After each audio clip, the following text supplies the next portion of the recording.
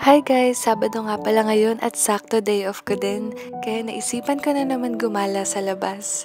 Tara, samahan niyo ulit ako. Alas 11 na ng tanghali ako nakaalis ng bahay, kaya sa labas na rin ako kakain ng pananghalian. First time ko din palang pumunta dun sa pupuntahan natin ngayon. At nung nakita ko yung lugar, grabe sobrang ganda. Isa na ito ngayon sa pinaka-paborito kong pasyalan. Dito pala ako sa Fairview Commonwealth dumaan at sabi sa Google Map, 62 kilometers daw ang biyahe mula Caloocan hanggang doon, kaya tignan natin ulit kung anong oras ako makakarating. Habang nasa biyahe tayo, gusto kong i-share saglit sa inyo yung word na binigay sa akin ni Lord ngayon sa Luke chapter 18 verse 35 to 43. Ito yung story about Jesus heals a blind man. Medyo mahaba siya kaya sasabihin ko na lang yung summary at pinaka main point ng kwento, pero pwede nyo rin siyang basahin sa Bible. So dun sa story, merong isang bulag na nabalitaan niyang papunta si Jesus sa lugar nila. That time, kilala na si Jesus bilang tagapagpagaling ng mga may sakit. And then nung narinig niyang padaan na si Jesus, umiyak siya at humiling na pagalingin siya. Pero, yung mga tao sa paligid niya, nagalit sa kanya at sinabihan siya na manahimik na lang. But this blind man, hindi siya nakinig sa mga tao sa paligid niya. Instead, ginawa niya, mas lalo pa siyang umiyak at humiling kay Lord na pagalingin siya. And then ang nangyari, napahinto si Lord sa paglalakad niya dahil sa narinig niya at agad niya itong pinagaling. The lesson of this story is, nakikita ni Lord yung sincerity and faith ng isang tao. The more na nahihirapan ka na sa buhay mo, the more you seek God.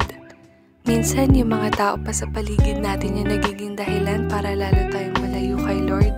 Kaya dapat, piliin mo yung mga taong sinasamahan at kinakasama mo.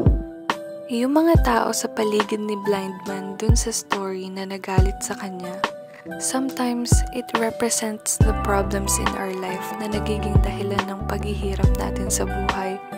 But let this story of the blind man be an inspiration to us that no matter what you are going through right now, no matter what the enemy is throwing in your life, we must keep our faith in God.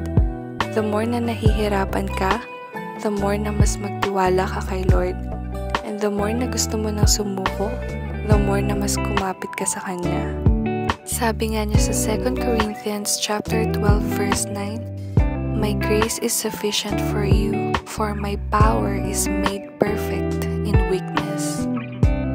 Yun lang, so time check, 1:30 na ng tanghali at nakarating na pala ako dito sa Palpitate Coffee, Tanay, Rizal.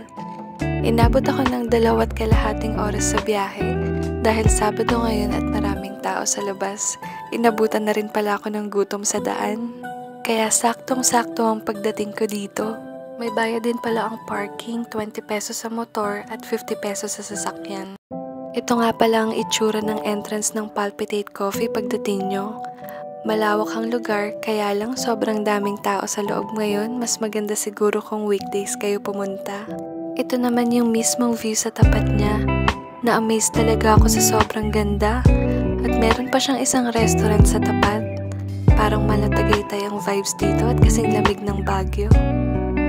Meron din silang playground para sa mga bata.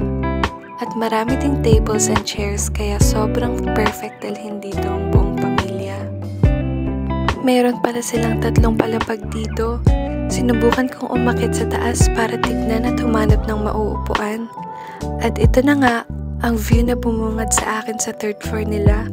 Sobrang ganda talaga at nakaka-relax dito. Wala na akong ibang masabi. Umorder na nga pala ako ng cheesy pork tonkatsu at white mocha coffee. Ito naman yung view sa harap ko. Dito ko pala napiling pumwesto sa harap para kitang-kita ko ang mga magandang tanawin. Yung mga presyo ng pagkain dito nagre-range from 200 to 300 pesos. Sa mga kape naman ay 150 to 200 pesos. Masarap naman yung mga pagkain at kape nila dito, kaya lang medyo matagal lang ako nag-antay bago maka-order sa sobrang dami ng tao. Pero worth it naman kasi sobrang ganda ng view. At sinamahan pa ng malamig na klima. Yun lang, paalam.